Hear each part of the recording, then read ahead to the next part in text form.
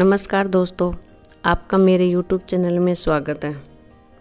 हम सभी को यह जानकारी है कि द्रौपदी संभवतः भारत की प्रथम महिला थी जिसके 5 पति थे। लेकिन क्या आप ये जानते हैं कि आखिर वो क्या वजह थी जिसकी वजह से द्रौपदी को 5 पुरुषों से विवाह करना पड़ा? अगर नहीं तो इस वीडियो को अंत तक जरूर देखिएगा।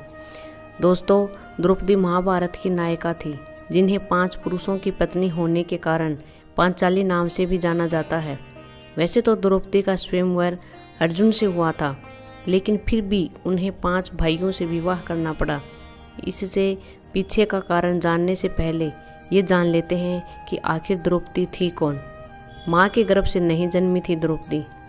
महाभारत की कथाओं के अनुसार द्रौपदी राजा द्रौपद की पुत्री थी, लेकिन उनका जन्म माता के गर्भ से नहीं हुआ था, बल्कि वो हवन कुंड से प्रकट हुई थी। राजा द्रौपद ने ज्ञानी और तपस्वी 2 ब्राह्मण भाइयों याज और उपयाज के कहने पर एक दिव्य हवन का आयोजन किया था, क्योंकि द्रौपद एक ऐसा पुत्र प्राप्त करना चाहते थे जो कौरवों और पांडवों के गुरु द्रोणाचार्य का वध कर सके। तो ऐसे में इस हवन से राजा द्रौपद को पुत्र और पुत्री दोनों की प्राप्ति हुई, जिनका नाम धृष्टद्युम्न और द्रौपदी रखा गया। द्रौपदी का बचपन का नाम कृष्णा था। कहते हैं जिस समय द्रौपदी कुंड से प्रकट हुई उस समय उनके अनूठे बाल रूप को देखकर सभी मंत्रमुग्ध हो गए। उनकी आंखें खिले हुए कमल की तरह शांत और उज्जवल थी। भौहें चंद्रमा के समान अनभद्राकार थी और उनका रंग श्याम था। और इन खूबियों के कारण उनके पिता और ऋषियों ने उन्हें प्यार से कृष्णा कहा। बाद में द्रौपद की पुत्री होने के कारण उन्हें द्रौपदी कहा जाने लगा। द्रौपदी के 5 पतियों के होने का रहस्य उनके पूर्व जन्म से जुड़ा हुआ है। भविष्य पुराण की कथा में उल्लेख मिलता है कि पूर्व जन्म के द्रौपदी एक ब्राह्मण की पुत्री थी और इनके पति की मृत्यु हो जाने के कारण इन्हें वैधवी का सामना करना पड़ा था। गरीबी और कष्ट के जीवन में भी इन्होंने ब्राह्मणों साधुओं की बड़ी सेवा की थी। साधुओं की कृपा से इन्होंने स्थानीय धाम व्रत किया था। इस वर्ष से द्रौपदी को ये वरदान मिला था कि वो देवी लक्ष्मी के समान होंगी और जब तक द्रौपदी स्वयं भोजन नहीं कर लेंगी तब तक उनका भोजन पात्र भरा रहेगा। और द्रौपदी के इसी वरदान के कारण वनवास के दौरान पांडव ब्राह्मणों और अतिथियों को भोजन करवाने में सक्षम थे। जैसा कि हमने आपको बताया, पूर्व जन्म में अल्पायु में ही द्रौपदी विधवा हो गई थी, जिसके कारण द्रौपदी ने ऋषियों की सलाह पर देवों के देव महादेव को प्रसन्न करने के लिए तपस्या करना आरंभ किया। ऐसी मान्यता है कि जब भगवान शिव ने द्रौपदी की तपस्या से प्रसन्न होकर उन्हें दर्शन दिए तो द्रौपदी ने उनसे ऐसे वर का वरदान मांगा जो किसी एक पुरुष में होना संभव नहीं था। और इसी वरदान के कारण द्रौपदी अगले जन्म में 5 पतियों की पत्नी बनी और वो सभी दीर्घायु हुए।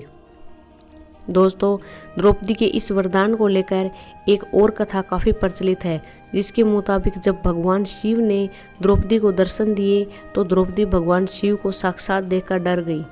ऐसे में उन्होंने अपना वरदान 5 बार दोहराया और इसी तरह द्रौपदी को 5 पतियों का वरदान मिल गया। द्रौपदी का ये वरदान अगले जन्म में पूरा हुआ।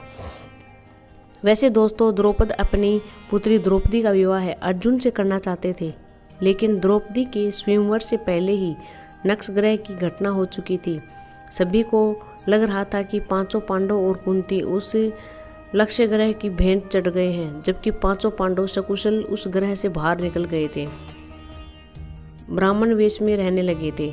और फिर द्रौपदी स्वयंवर का समाचार पाकर पांडव भी ब्राह्मण वेश में वहाँ पहुँचे। द्रौपदी के स्वयंवर के लिए राजा द्रौपद ने शर्त रखी थी कि नीचे लगे जल कुंड में देखकर उन पर लगी घूमती हुई मछली की आंख को जो भी योद्धा अपने वाण से भेद देगा उसी से द्रौपदी का विवाह होगा। स्वयंवर में कोई भी योद्धा ऐसा काम नहीं कर पाया। हालांकि कर्ण ने ऐसा करने का प्रयास किया, लेकिन द्रौपदी ने कर्ण के साथ विवाह करने से मना कर दिया, क्योंकि कर्ण एक शूद्र पुत्र थे। इसके बाद ब्राह्मण वेश में आए अर्जुन ने स्वयंवर की ये शर्त को पूरा कर दिया। अर्जुन से विवाह करने के बाद द्रौपदी जब पांडवों के साथ उनके घर गई तो उन्होंने अपनी माँ से कहा कि माँ देखो हम क्या लेके आए हैं। ऐसे में उनकी माँ यानी कुंती ने बिना देखे पुत्रों से कहा कि जो भी लाए हो आपस में बांट लो। माँ का कहना टालना मुश्किल था, इसलिए पांचों ने पांचाली से विवाह करना निश्चय किया और पांचाली को सिर्फ अर्जुन ही नहीं बल्कि पांडवों की पत्नी बनना स्वीकार करना पड़ा। इसके बाद वेदव्यास ने पांडवों के साथ पांचाली का विवाह करवाया।